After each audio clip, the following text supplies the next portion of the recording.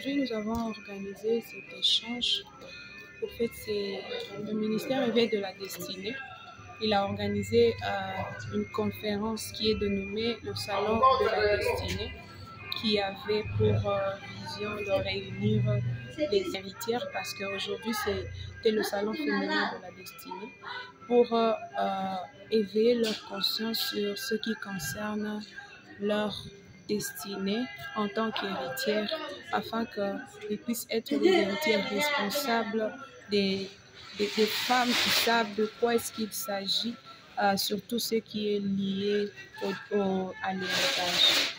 Le point de vue était positif parce que ça a rencontré leurs besoins, ça a rencontré leur soif, parce que c'était des personnes, des femmes et même des hommes qui vivaient, qui pouvaient faire selon leur manière, alors qu'il y avait un chemin, un modèle qui pouvait suivre et qui peut les faciliter pour éviter des conflits familiaux dus à l'héritage. Concernant les mêmes activités, nous avons ce dimanche prochain, nous avons un salon masculin de la destinée. Ça va réunir les hommes, ça va réunir les couples, parce que nous voulons aussi parler aux parents, les parents des héritiers. Nous voulons parler aux hommes en tant qu'héritiers, leur faire savoir que c'est vrai, ils peuvent hériter, ils peuvent gérer d'une manière responsable, mais qu'ils ont aussi leur potentiel. C'est pourquoi Dieu les a créés. Alors, au-delà d'être héritiers, ils peuvent aussi développer leur propre potentiel, afin que nous puissions avoir des familles équilibrées, non pas tourner seulement vers l'héritage, mais aussi aider une personne, un homme, une famille à comprendre que il peut faire au-delà même de ce qu'il a commencé à faire. Il peut éduquer ses enfants par rapport à la gestion, par rapport aux potentialités, parce que lorsqu'ils grandissent sachant que en fait, nous sommes égaux par rapport à la loi, que ce soit une femme et un homme, ils grandiront tenant compte des valeurs, tenant compte en respectant les autres et sachant que j'ai aussi des choses à faire au-delà de ce qu'on me laissera, même si on ne me laissera rien en question de finances, de matériel. Scientifiquement, j'ai hérité relationnellement, j'ai hérité en valeurs, j'ai hérité dans beaucoup d'autres domaines et ça va m'aider à me déployer.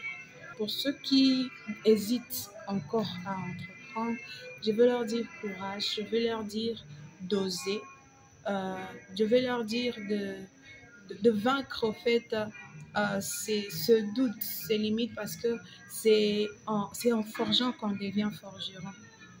Ce que nous faisons, si réellement c'est ce qui nous a, c'est pour cela que nous avons été faits.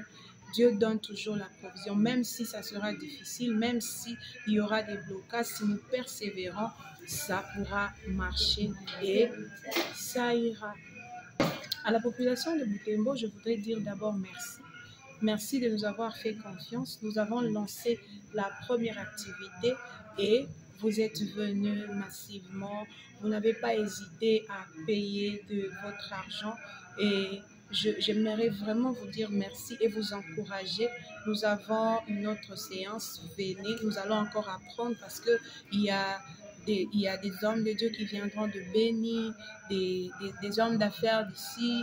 Il y a vraiment tout ce qui va constituer le bagage de ce jour, ce dimanche. Alors, Caribou, cher papa, cher couple, venons, nous allons apprendre. À toi, entrepreneur, que ce soit dans n'importe quel domaine, ça peut être dans l'appel spirituel, dans ton appel professionnel, j'aimerais t'encourager à y aller. Il n'y a jamais eu de début facile.